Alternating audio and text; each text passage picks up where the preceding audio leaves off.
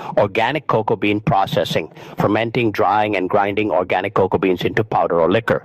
The journey of an organic cocoa bean from the farm to cocoa powder or liquor is a meticulous multi-step process that significantly affects the end product's flavor and quality.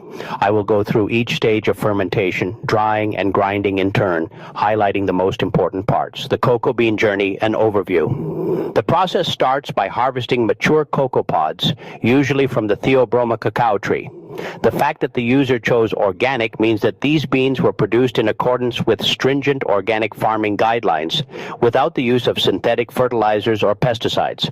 After harvest, the pods are opened, and the cocoa beans, which are covered in a white sticky pulp, are extracted. Fermentation is the first crucial step in this combination. Step 1. Fermenting the organic cocoa beans. The creation of the distinctive chocolate flavor precursors may be said to depend on fermentation. The beans would just taste bitter and astringent if they weren't properly fermented. This procedure frequently uses conventional methods for organic beans, steering clear of any chemical accelerators. The procedure: stacking or boxing. The beans, which are still covered in the sweet pulp, are often placed in wooden boxes or stacked on banana leaves.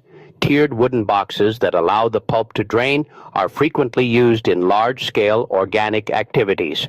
Microbial activity. Naturally occurring yeasts immediately begin to work on the sugary pulp. The first step is anaerobic, oxygen-free. The yeasts produce heat by converting the sugars into alcohol and carbon dioxide. Acid production and temperature rise. As the alcohol develops, the air gradually enters the bulk, causing the process to become more aerobic with oxygen. Lactic acid bacteria take over, followed by acetic acid bacteria. The acetic acid bacteria transforms the alcohol into acetic acid, vinegar, and crucially, this process produces a lot of heat, which raises the temperature to between 113 and 122 degrees Fahrenheit, 45-50 degrees Celsius.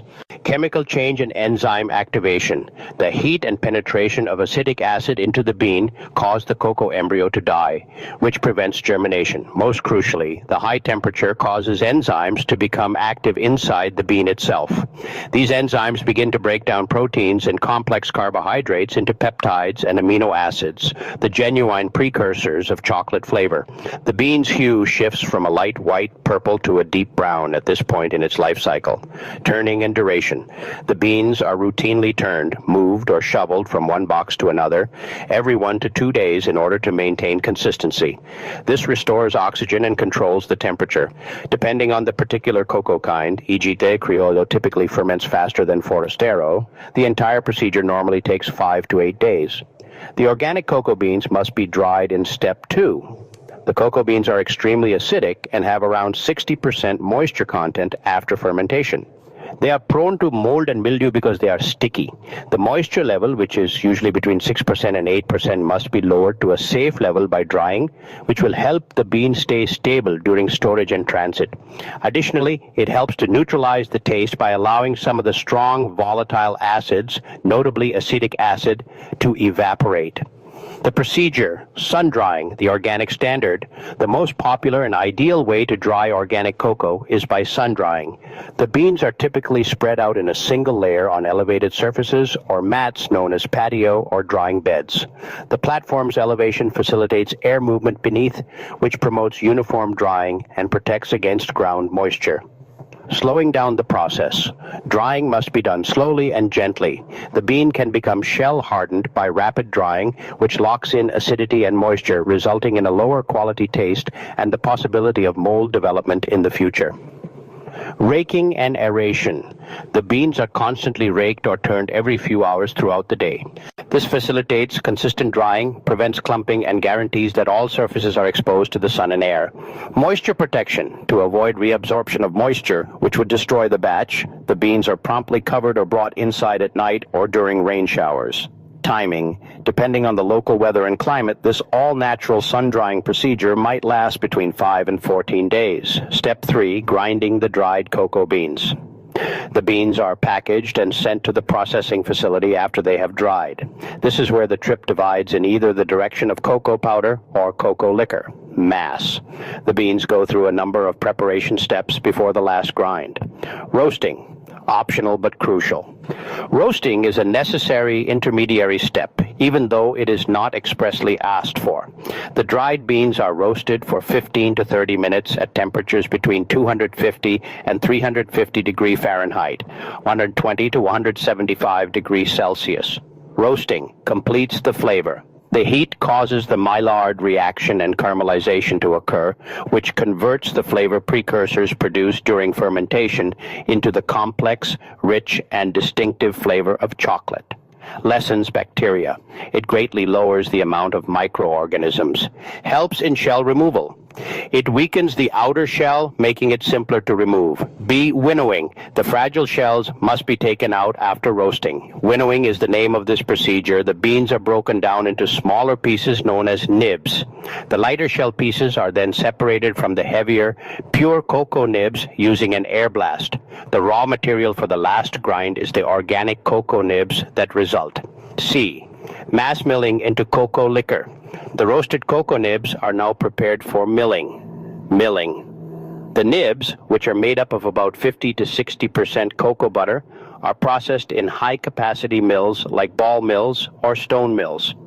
Heat and liquefaction. A lot of heat is produced by the extreme friction during grinding. The cocoa butter in the nibs melts due to this heat. Cocoa liquor. The mixture goes from being a solid mass of nibs to a thick dark brown liquid paste as the cell structure breaks down and the fat melts.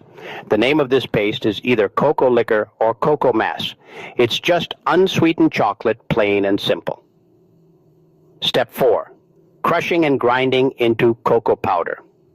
The cocoa liquor needs to be pressed as the last most important stage if cocoa powder is the desired end result. The procedure. Hydraulic pressing. Large hydraulic presses are used to pump the cocoa liquor. These devices generate several hundred tons of pressure. Separation.